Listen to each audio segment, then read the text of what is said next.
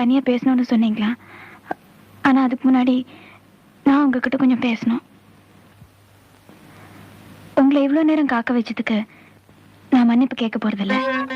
ஏன்னா நான் செஞ்சது தப்புன்னு எனக்கு தோணல. எனக்கு இது பிடிக்கல. இந்த பொண்ணு பாக்குறது சந்தையில மாட்ட பாக்குற மாதிரி இருக்கு. அப்பா கிட்ட எவ்வளவு சொல்லி பார்த்தேன், அவருக்கு புரியல. அதனாலதான்